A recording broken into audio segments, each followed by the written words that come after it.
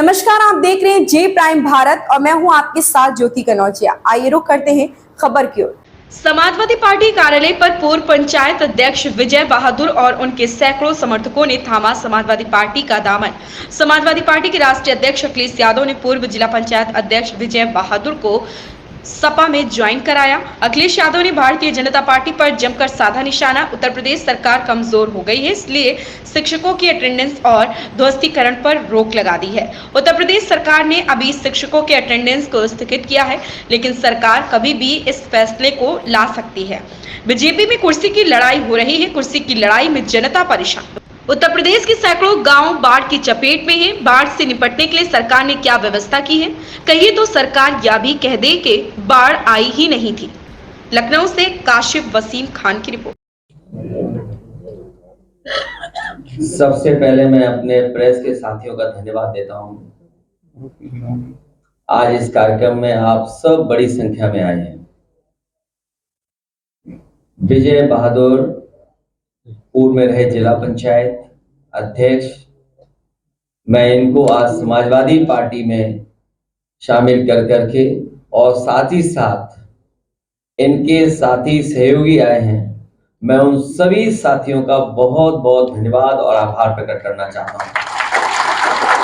हाल ही में जो संविधान बचाने के लिए जो आह्वान किया था, पीडीए की लड़ाई को और मजबूत करने के लिए लगातार इन्होंने और इनके साथियों ने हमें जमीन पर मदद करने का काम किया है।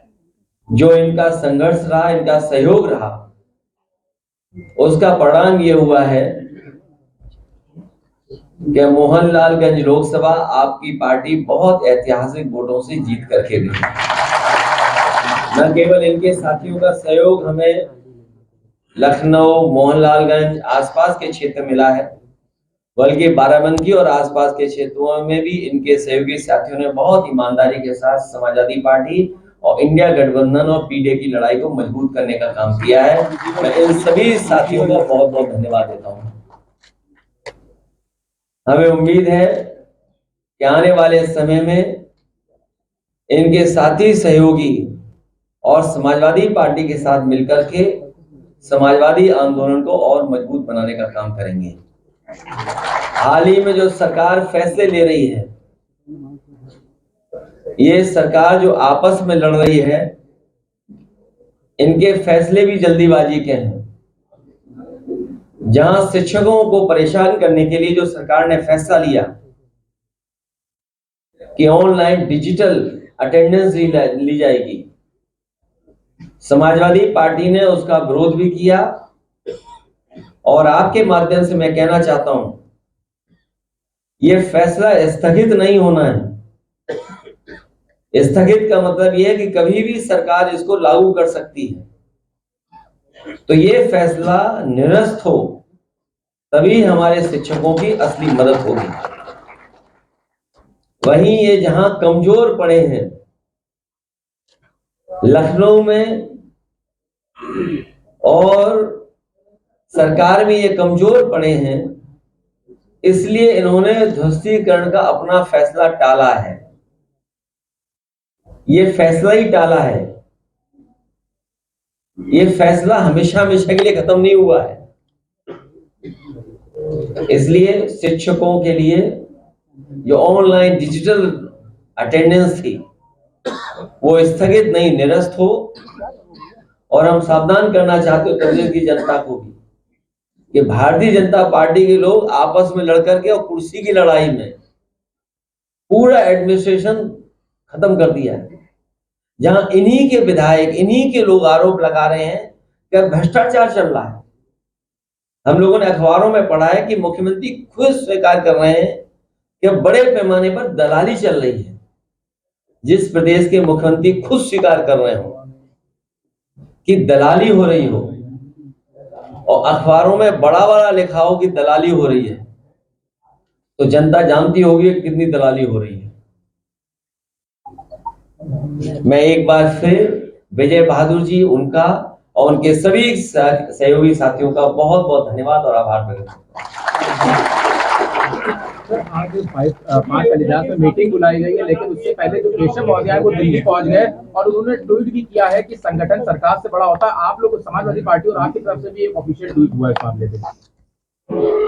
भारतीय जनता पार्टी अपने हारे हुए लोगों के साथ खड़ा होना चाहती है या हारे हुए लोगों के साथ खड़ा होना चाहती है। सर, ये लखनऊ में ध्वस्तीकरण का जो आदेश था इसको रोक दिया गया, क्या उस चुनाव को लेकर ऐसा किया गया है? ये क्योंकि कमजोर पड़ गए हैं, ये सपा के नेता वहाँ ये कमजोर पड़ गए हैं। एक दूसरा जो बाई इलेक्शन है, आप सही कह रहे हैं। दो, केवल ये फैसला टला है।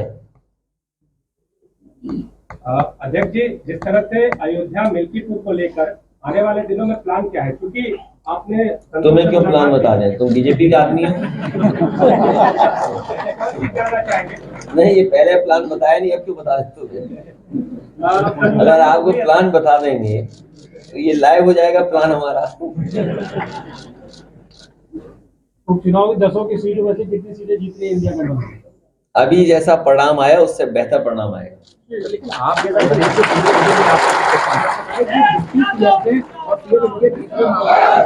जो मीटिंग थी उसमें दोनों डिप्टी सीएम बुलाए नहीं गए, एक डिप्टी सीएम दिल्ली में मीटिंग कर रहे हैं, तो क्या कोई फेरबदल? कुर्सी की लड़ाई में जनता बहुत परेशान है। आप सोचिए, खबर ये आ रही है कि महिला ने अपने ऊपर जिंदा आग लगा करके जान दे दी। जिंदा है कि एक्सपायर हो गई?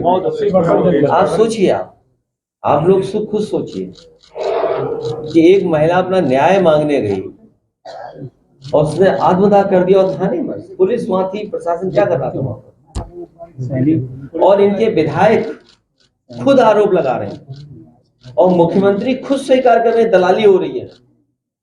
तो सवाल ये, जनता ये भी तो सुनना चाहेगी या जानना चाहेगी कि अगर मुख्यमंत्री महसूस कर रहे हैं कि दलाली हो रही है तो जो दलाली कर रहे हैं उन पर कार्रवाई क्या करवाएंगे? सबसे करीब उनके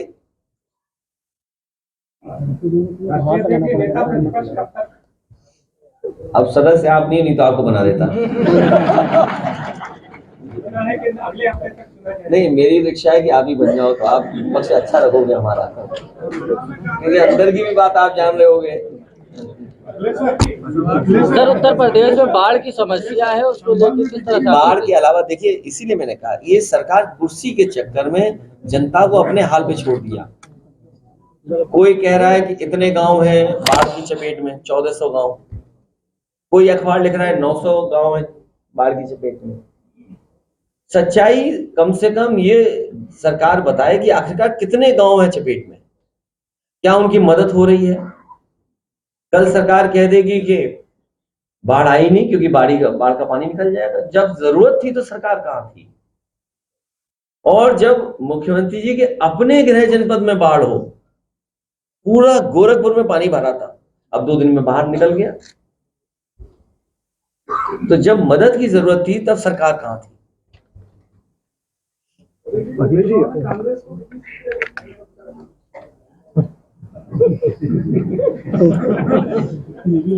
आप कहो तो सब दे दें, क्योंकि सरकार तो बननी नहीं है।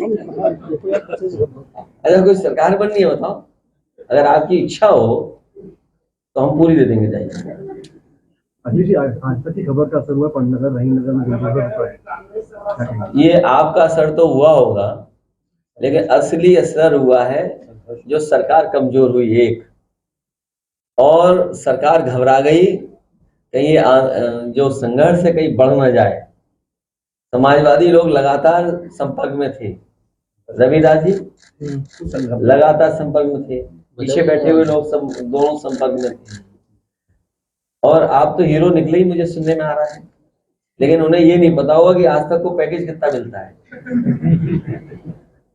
तो इसलिए ये सरकार कमजोर हो गई, इसलिए फैसला टाल दिया।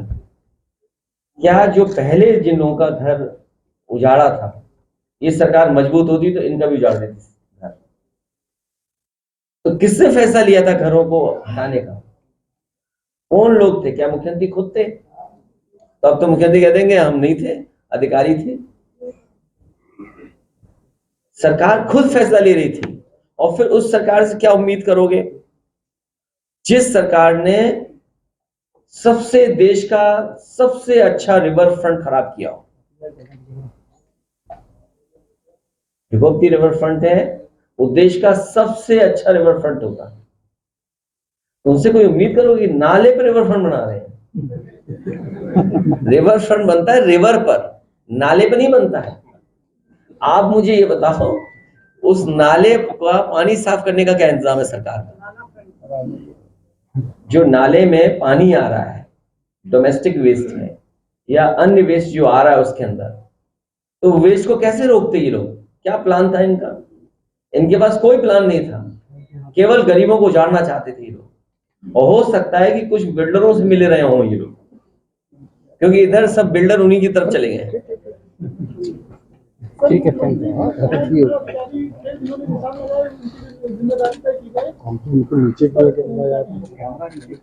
मेरे पत्रकार साथी, उन्होंने ही कराया, वही रंग मिटा रहे हैं। करा तो उन्होंने ही ना, सरकार का ही फैसला था। ये अधिकारी फैसला इतना बड़ा नहीं ले सकते हैं, ये सरकार का फैसला था। ये आप इस तरह बात को मत हटाइए। सरकार कमजोर पड़ गई, इसलिए हो गया, उपचुनाव आ गया, घबरा गए कि 10 ना हार जाएं, इसलिए फैसला टल गया। सरकार कमजोर हो गई है सर। बजट कमजोर सरकार से किस तरह के बजट की उम्मीद कर रहे हैं आप? प्रेस को ज्यादा मिलेगा।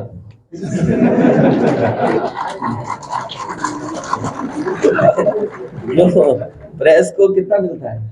कितना बजट है प्रेस का? रविदास जी कितना है?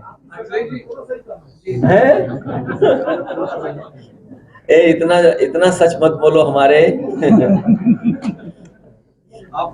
अगर ये सही है, इस अखबार को बीच बीच में कम मिला है।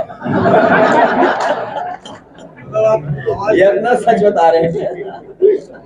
बजट पे कुछ बोलते नहीं, अब बजट पे जब आएगा तो बोलेंगे। अभी सर एक बात बताइए, नहीं, हमारा देखिए ऐसा है, बजट पे तो केवल एक ही पक्ष है। बजट का केवल एक पक्ष है कि जब ये देश की सरकार ये कहती है कि 5th लार्जेस्ट इकोनॉमी बनने वाली है और बहुत जल्दी 3rd लार्जेस्ट इकोनॉमी भारत की हो जाएगी। उसमें उत्तर प्रदेश जो अपना सपना देख रहा था कि $1 ट्रिलियन की इकोनॉमी होगी, तो उसके लिए दिल्ली सरकार ने क्या सहयोग किया और दिल्ली सरकार ने क्या मदद की? पहली बात कि हमारे उत्तर प्रदेश के मुख्यमंत्री जी ये कहते रहे हैं कि उत्तर प्रदेश की $1 ट्रिलियन इकोनॉमी कर देंगे। उसमें दिल्ली सरकार की क्या मदद थी, कितना सहयोग किया? और फिर जो ग्रोथ रेट चाहिए यूपी को, वो 35% की चाहिए, तो उस 35% ग्रोथ रेट के लिए क्या मदद किया दिल्ली सरकार ने? और फिर दिल्ली सरकार ये बताए कि पर कैपिटा इनकम क्या है लोगों की। अगर 5th लार्जेस्ट इकोनॉमी है और 3rd लार्जेस्ट इकोनॉमी बनने वाली है, तो प्रति व्यक्ति आय क्या दुनिया के उन देशों के बराबर होगी या हुई है कि नहीं हुई है? बस, वरना ये सब आंकड़े हैं जनता को धोखा देने के लिए। बहुत धन्यवाद हमारे प्रेस के साथियों का। इस खबर में बस इतना ही। बने रहें जे प्राइम भारत के साथ।